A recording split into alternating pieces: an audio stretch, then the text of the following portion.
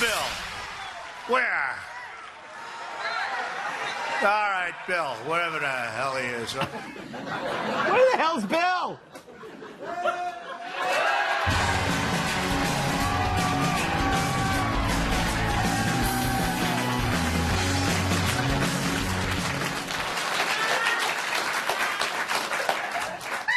Yes, tonight's the White House Correspondents' Dinner. We aren't showing that crap. I was invited. So was Trump. We both said no. I think Trump said it best. You may have heard I was invited to another event tonight, the White House Correspondents' Dinner. But I'd much rather be in Washington, Michigan than in Washington, D.C. right now. That I can tell you. Very clever. But just in case something happens at the Correspondents' Dinner, we actually have someone here monitoring the event. Stop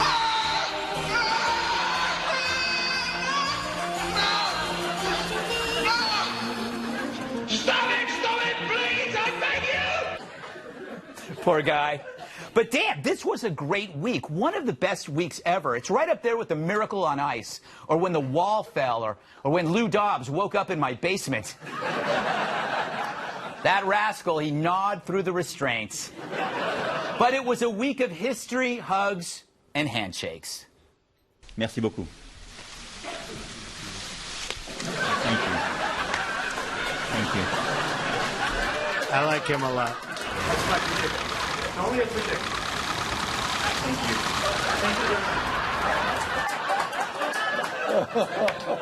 It's the handshake, the salesman's signature, and Trump's always leaves a bruise. So how do you prepare for that? If only there were a drug. Well, it's official. I'm going to visit the White House. I can't believe I'm going to meet the president. How's your hand strength? Hand strength? Why? You see how firmly this dude shakes hands? Look at what he did with Macron.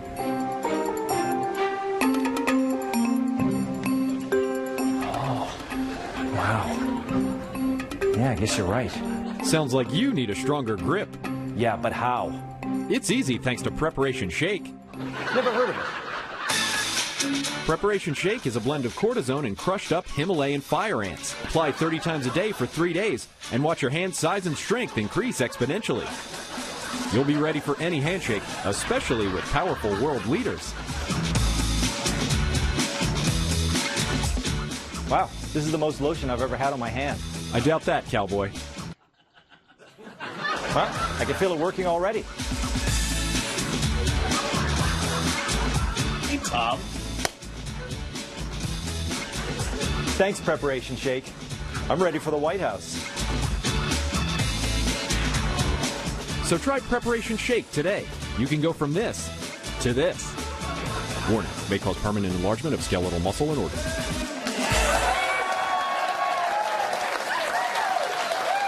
But that's not the only friend that Trump made this week. Kanye West. Talk about brave. A hip-hop star supporting Trump is like the Pope canonizing Freddy Krueger. How did the sheep react? So now Donald Trump has 2 black friends. I hope Ben Carson doesn't get jealous. Like, I don't even know what happened here. I think Kanye West just realized he's too rich to not be Republican. I don't even know what it is. We have the right to independent thought, and I independently think that Kanye has lost his mind. Of course. The memories of grade school. You do something different and the mob descends. Kanye saw this coming, but he did it anyway as an example for others to follow. I mean, I wonder if Kanye gets it. By the way, in all fairness, Kanye West gets it. He got it. You want to find the people scared of this? Find the ones mocking it. And while that's happening, another handshake occurred. These fellas, Kim looking great in a shirt borrowed from Hillary. This is huge. It's true. It's true, Drew. And who got this ball rolling? I think we'll have a meeting over the next 3 or 4 weeks. It's going to be a very important meeting. The denuclearization of the Korean peninsula of North Korea. The denuke. Dinuk, one of the fake news groups this morning, they were saying, what do you think President Trump had to do with it? I'll tell you what. Like, how about everything? So good. So, everyone should be happy, but then being happy means you got to admit that Trump made you happy. Not smiling over this. That's the ultraviolet black light that reveals a childish hate. I wonder what Katie Couric was covering. In this nondescript building, I have an appointment with Harmony, the world's first sex robot. What do you like to do for fun? I like robots, computers, and making new friends. I also love making love to you. Whoa, what? Look, I get it. How many times can we watch the same people being interviewed? James Comey, Stormy Daniels. Leave it to Katie to land an interview with a sex robot. But they ordered a salad for her. What a waste of $18. Speaking of robots, back to that Correspondents dinner. What a segue. So this year, who's the MC? Someone from The Daily Show. Who was last year's MC? Someone from The Daily Show.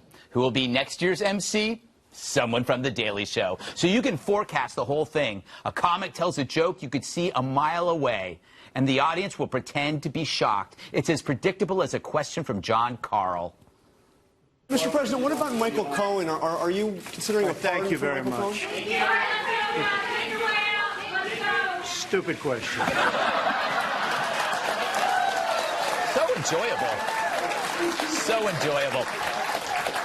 But this is why Kanye feels so dangerous, and Trump, unlike anything else. And leave it to Trump to once again counter-program with his own rally. What a great comparison to the Correspondents' dinner. I mean, look at the dinner. It's like a timeshare presentation at a retirement village. And look at the rally. It's Club Med on clothing optional night. One is soul-destroying, but the other's a lot of fun. So this is a new era. It feels like a rip in the universe. Kanye and Trump, Kim and Moon. The media doesn't get it, but you do. Bubbles are bursting and beliefs are upended. If this is what happens after sleeping with a porn star,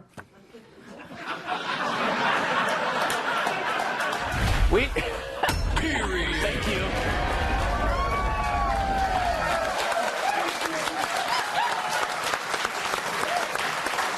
Let's welcome tonight's guest. He's so wise, owls come to him for advice. Host of the radio show Dr. Drew, Midday Live, Dr. Drew Pinsky.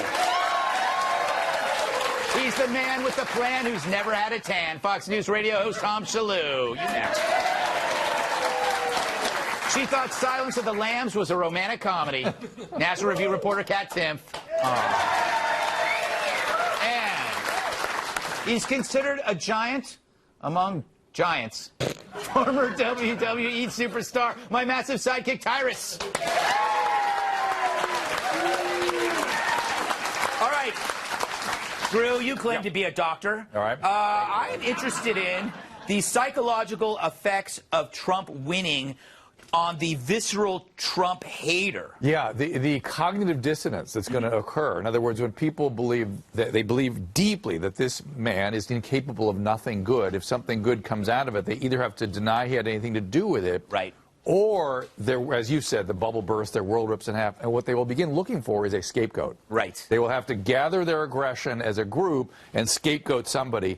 My fear is it could be somebody like Hillary. I mean, they've been scapegoating her right along, and that could really get very aggressive. Yeah, there are so many off-ramps to saying Trump might be a good person, or no, he doesn't have to be a good person. No. He could be a great president, but they choose the off-ramps. They have to go somewhere else. They can't. It does not fit their they're watching a movie that you know what I'm referring to. Yes. They're watching a different movie than you and I are. Yes, they're watching a movie with Stormy Daniels in it. That's right. The one that you watched. Pay-per-view, by the way, $18 at your local Marriott.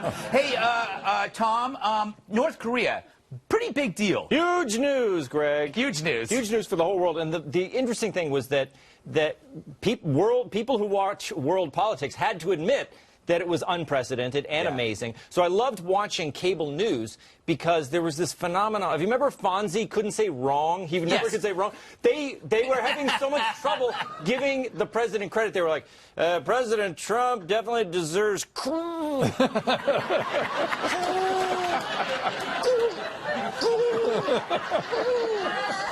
I get it. I get it.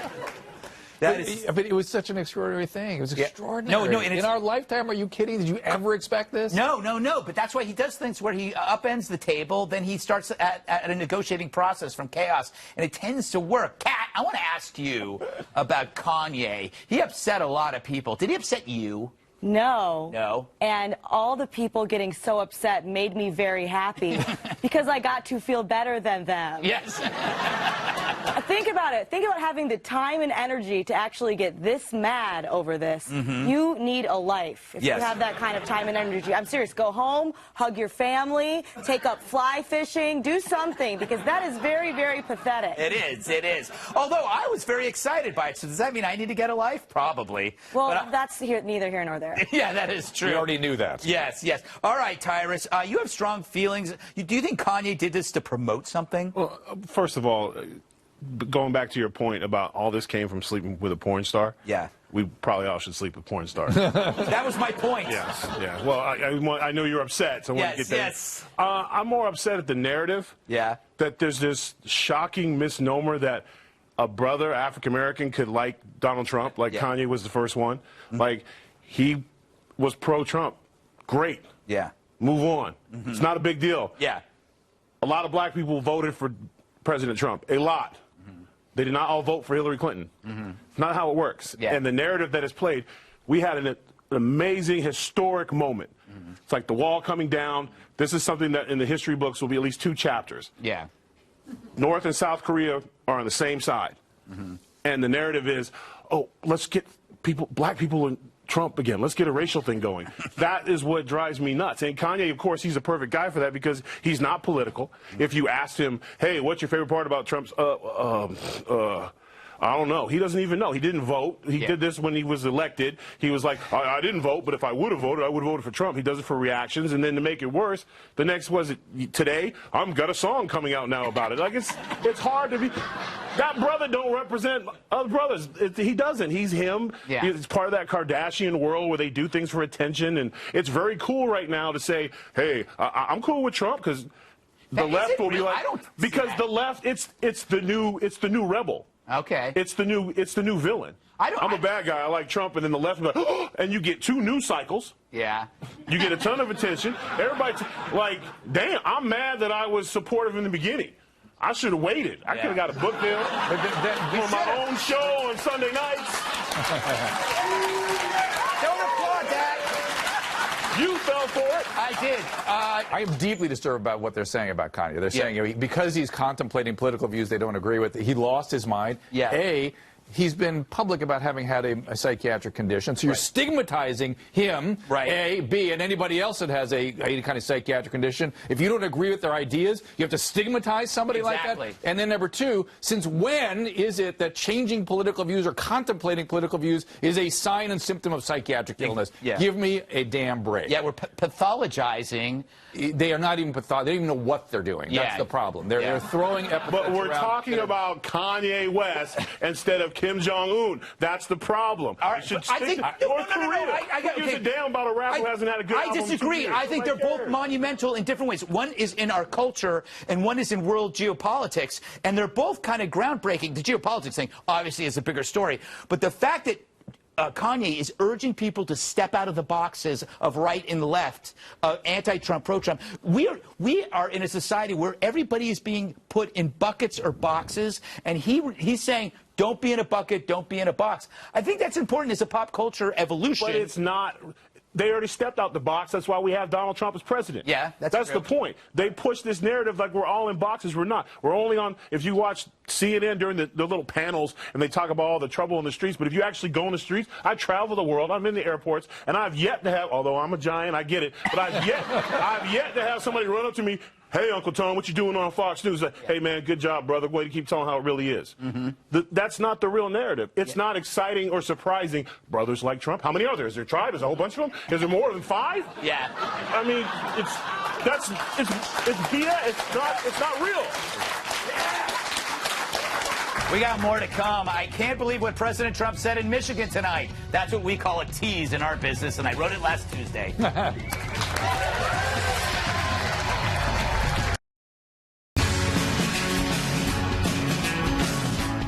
I bet you don't know this, but President Trump held a rally in Michigan tonight. And unlike the Correspondents' dinner, it had a pulse.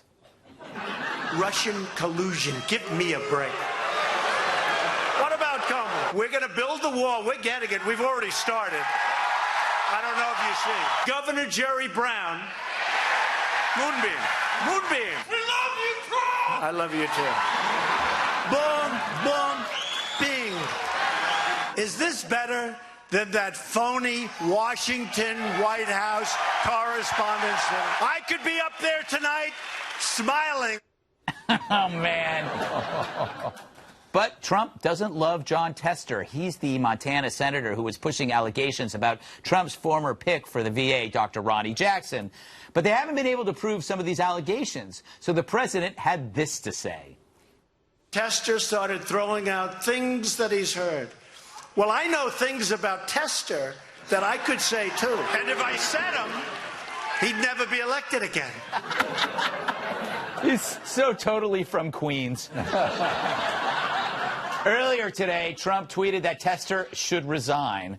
I wonder if we need a whole new thinking here. We need a whole new thinking here. We need a whole new thinking. We need a whole new thinking.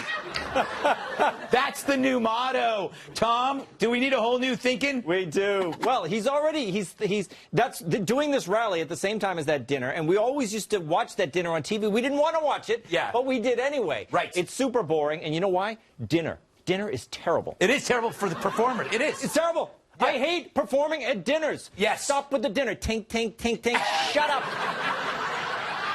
They miss all the jokes, and you look and you can't make eye contact with anybody. Yeah. It's terrible. They turn their back to you, and they eat their stupid tiramisu. Yeah, tiramisu.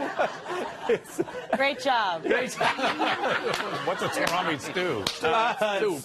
It wasn't a tiramisu. Is it, Dr. Drew, is it the bottom line is Trump is actually more entertaining than the entirety of guests and humorists at the White House Correspondents' dinner? I mean, think about why we watch it. It's kind of supposed to be a roast, and yet it never ends up being a roast. Yes. They don't get the roasters up there. It's very carefully planned and pre-scripted and everything, so it's like, eh. Yeah, no, they tell the joke, you can see it coming, and then they go to pan the audience, and they're oh my word, and they start clutching their pearls. It makes me sick. Yeah, you know, you're onto something, because there's something about that elite attitude that they all have. Like, we're in on the joke. Yeah. Oh, the worst thing, Kat, there are journalists, and then there's celebrities there, and they're all climbing all over each other to try to get a selfie with each other. It's pathetic. But anyway. I think the whole thing's pathetic. I think it's a terrible time. What a bad event. I wasn't invited. So. I did get to watch the rally on TV, though, so I'm going to go ahead and say that one was better. Yeah. I had a better time. Favorite part of the rally? All of it? My favorite part is always when he walks out and he just walks around pacing and clapping. Yes. That's always, I'm going to start entering every room like that. Then maybe next year I'll look important enough to get invited. Well, all right, Tyrus, are you going to say this was a nice rally, or is this just some kind of promotional gimmick? Because I said something bad about your precious Kanye. I'm not your favorite anymore, Kanye is. Yes. Shut up. His rally is his rally. It's his base. And you know what? I do the same thing. Yeah. I don't get invited to parties all the time. I'm like, I'm going to have my own damn party, and it's better. Because it's my party. And, you know, and if I don't like someone, they can't come in. The Correspondents' dinner is boring, and it's people telling each other how great they really are. And we have a citizen as the president. Yes. And he'd rather hang with us than them. Mm-hmm. And they're still going to talk about him as if he's there or if he cares. But I almost wish he would combine the two. Yeah. Like, for real, bring have his rally, bus everybody in from different places, give us the front row, put them in the back, and then let him roast them. And I guarantee you they'll leave. I've never been so upset. And and they all get the fish. Yeah. We get the steaks, they all get the fish. Let's see what kind of correspondence that.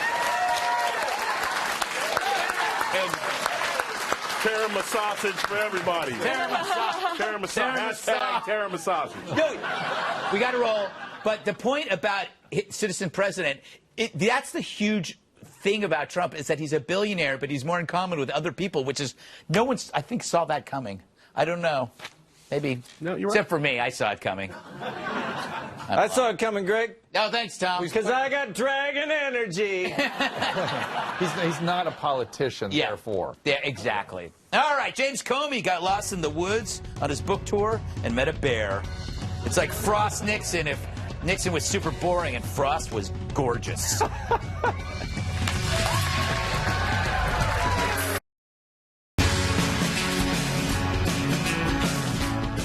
The definition of weak, Comey's definition of leak.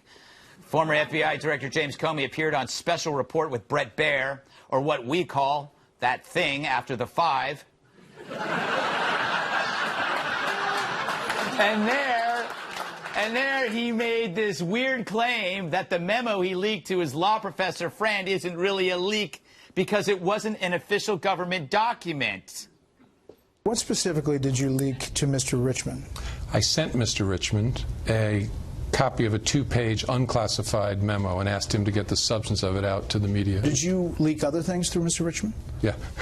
I'm smiling, Brett. I don't consider what I did with Mr. Richmond a leak. I told him about an unclassified conversation with the president. You wrote it as an FBI director. It was a work product. No, it was not. It was my personal aide de memoir. I always thought of it as mine, like a diary. Who else did you give, leak, or whatever you want to call it, the memos to? Give is what I prefer. We can argue what a leak is, but that's a leak, isn't it? It's not.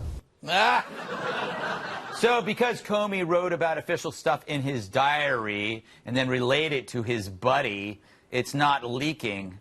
Then what is it? I mean, who shares stuff from a diary with a buddy? I mean, you're the FBI director, not Carrie from Sex and the City. Anyway, a great interview always reveals contradictions and weak defenses, and Bret did just that. I wish I could get my news from him whenever and wherever I wanted. Sometimes I need the hard news of the day, but other times I just want to cuddle. Why can't I have both? Well, now you can with the new Bret Baier. He's fair and balanced and unafraid to snuggle. Just squeeze his tummy and get informed. The 41st president wants to go to Maine this summer.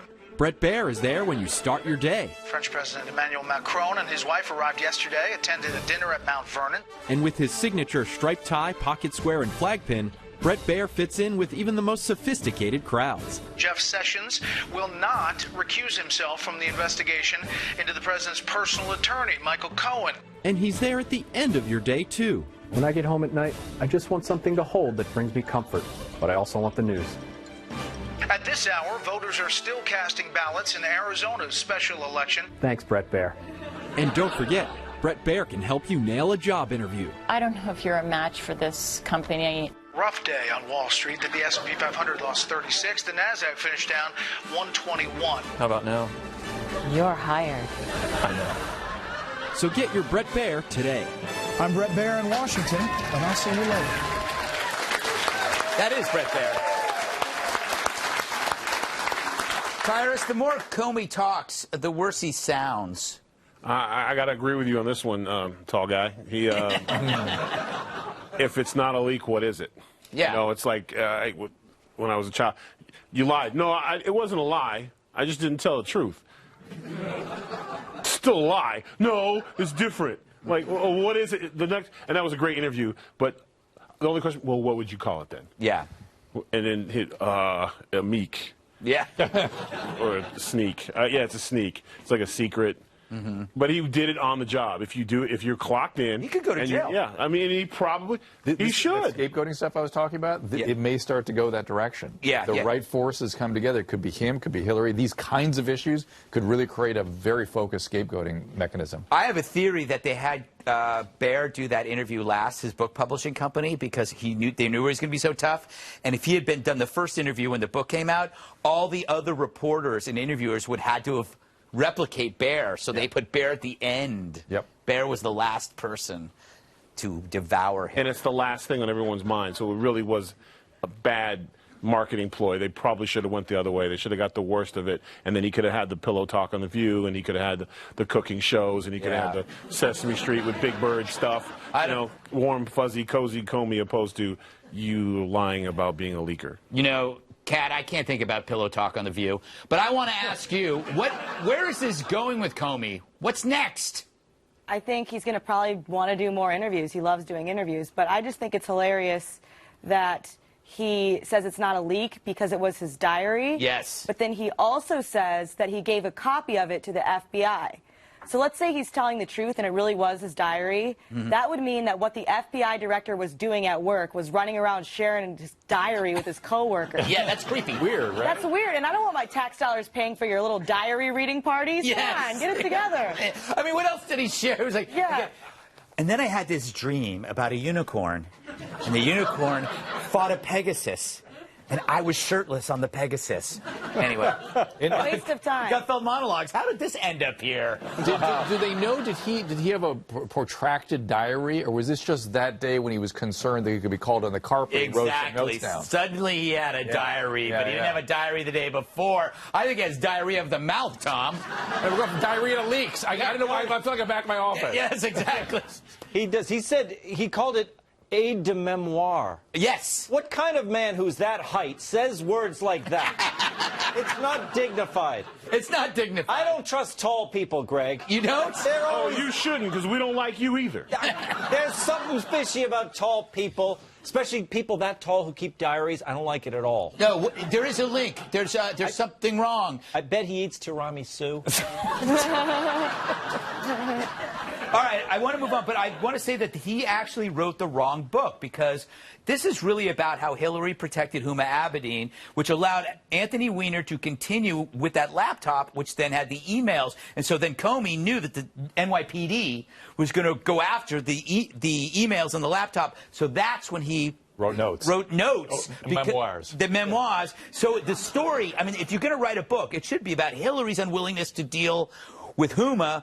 And that cost the election. It was all about Weiner. Yeah. No, it's diarrhea, leaks, and Weiner. I mean, there we are.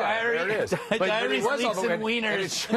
And it shows how, when you have a person is really disturbed at the middle, the kind of vortex they can create if you don't get on it right away. Exactly. Well, that's how we got Trump. What's SNL alum Rob Schneider think of the show these days? Hint, it's not good, but you already knew that.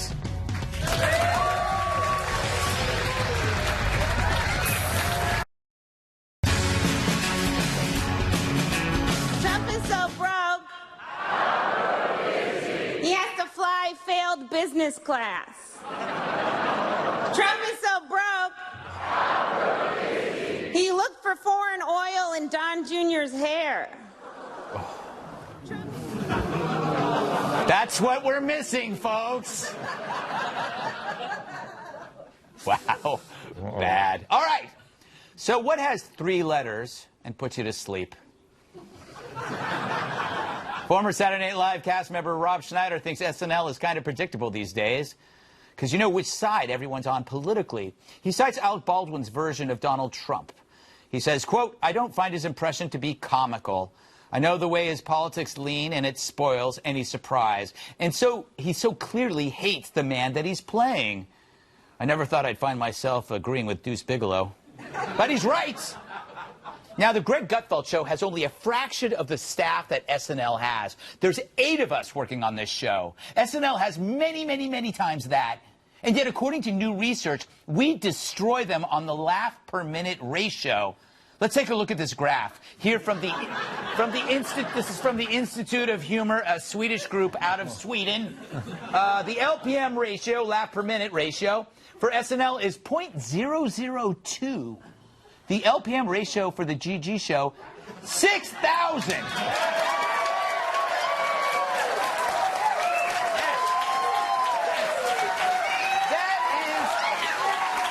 That is a difference of a lot.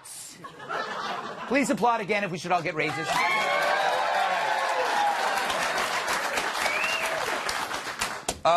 Dr. Drew, it's got to be hard for somebody at SNL because you have to think about someone you hate every single day. And it's like it can't be healthy to be Alec Baldwin every day because you despise the person you play. No, being steeped in hate give you back pain, Greg. We were talking before the show. Yes. But full disclosure, I'm an SNL fan. I'm also a personal friend of Rob Schneider, so I texted him today and told him I was going to come on Dashcam. And he said, please read this text. That he loves Alec Baldwin. They've been speaking. It's not about Alec Baldwin, but that SNL, he says, I'm quoting him, gives the joke away when the audience knows how the performers really feel. Right. In other words, there's no ambiguity. Remember when Dana Carvey used to Older play Bush. Yeah, and you never knew, he was sort of respectful, but he was making fun, but you never know was he a fan of Bush or not. Yeah. Made it sort of extra funny. By the way, I think Alec Baldwin's Trump is pretty funny, but it's sort of because of the mean-spiritedness, it takes a little bit away from it. I think it's gone past its expiration date, and they got to find somebody else.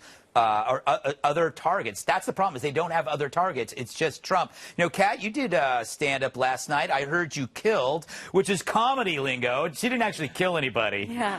Or did you? What's the problem with SNL right now? I agree with the fact that it's always more fun when it's a surprise. Yeah. Which is why I don't think about any of my decisions before I make them. Oh, that's really good. Yeah. I never know what I'm going to do. Is that how I'm supposed to be doing it, Dr. Drew?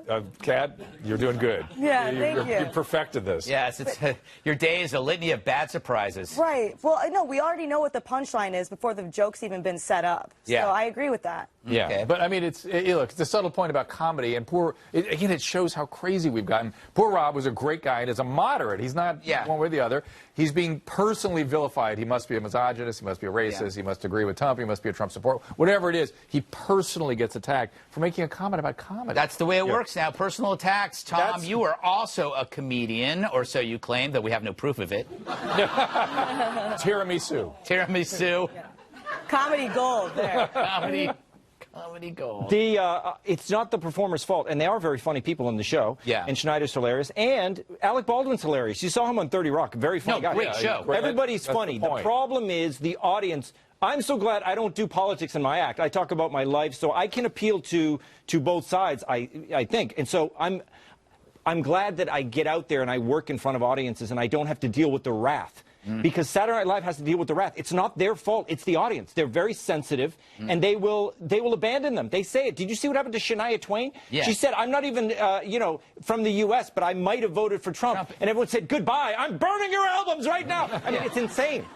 They've lost their minds. All right, last word, Tyrus. Thoughts on SNL? You're not allowed to say you lost your mind anymore. Yeah, you can't say that. May I speak, please? Yes, sir. Thanks, Doctor. I personally think it's great that SNL stays on one side of the fence because that's why we're killing it. So yeah, stick to your side. That's cool. I have no problem with it.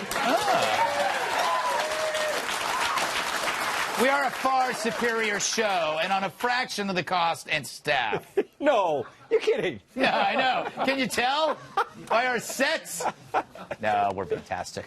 The world's rudest person caught on Dashcam video. And no, it wasn't Brian Kilmeade for once.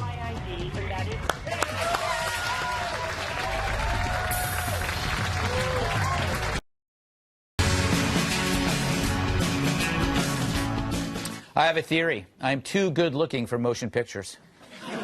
But also, surveillance cameras will eventually eliminate all the jerks. Take the case of Karen Turner, the former Hillary Clinton fundraiser who resigned from her position as a Port Authority commissioner this week after Dashcam video was released showing her berating 2 New Jersey police officers.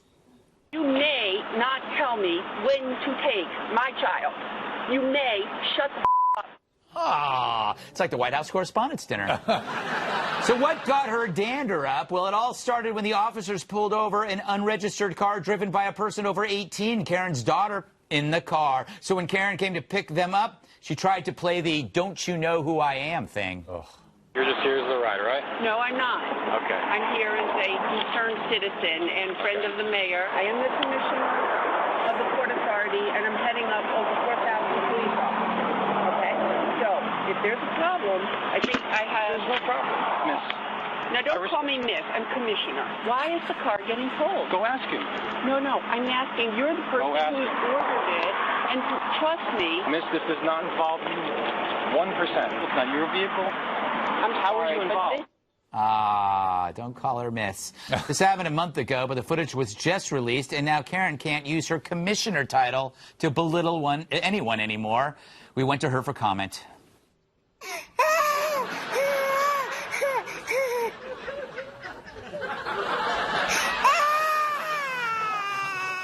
Dr. Drew, hubris. Hubris, I can't stand it. I think that's what people are most tired of in this country, is people being told how they should behave by people who behave however they wish. Mm-hmm. And that is frankly disgusting. Tyrus, you were a bodyguard. You must have had to deal with "Do you know who I am?" Once somebody says "Do you know who I am?" to you, yes, it's over, correct? Oh, their evening is typically, yeah.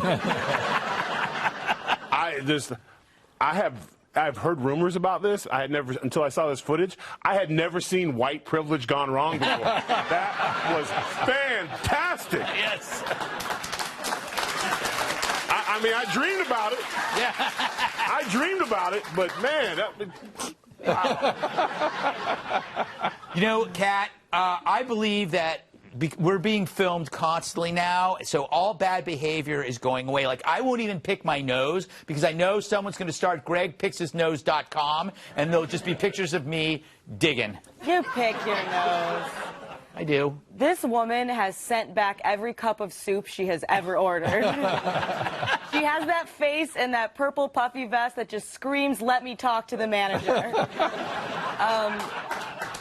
But I think, yeah, you're probably right. You should always behave yourself and act like someone is watching, because the government usually is. Mm-hmm. And that's a good thing, because I love a good surveillance government, Tom. You know what I'm saying? I do love it. I love these cameras so we can see all these videos. They're very entertaining.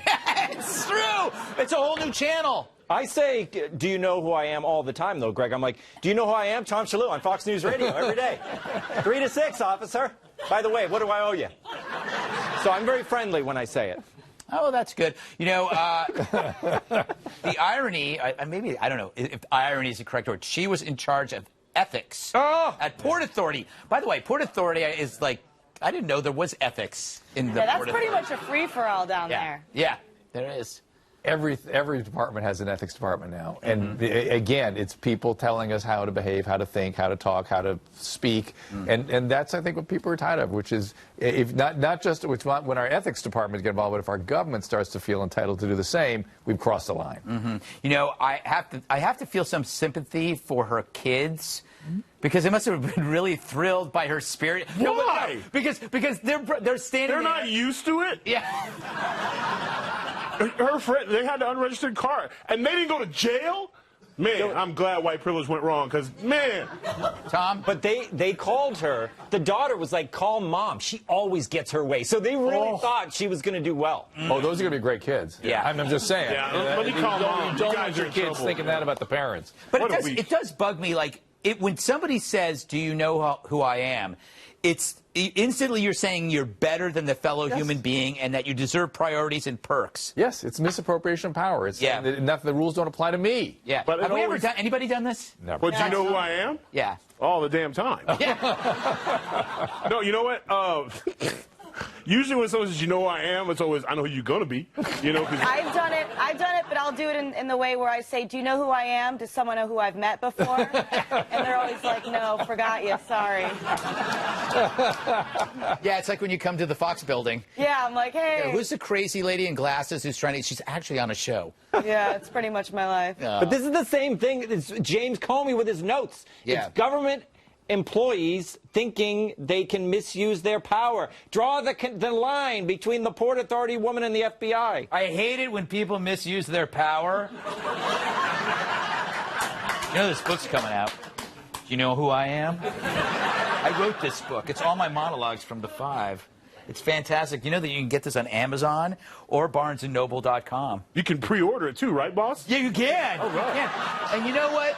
It's perfect for every holiday. All right, enough of this plugging. I don't know how this happened. Dr. Drew, always a pleasure having you on. Thank Tom you. Shillue, Catch His Radio Show. Great job. Tyrus, awesome. As always. Great audience. Great audience. Great audience. I'm Greg Gutfeld. I love you, America. I really do.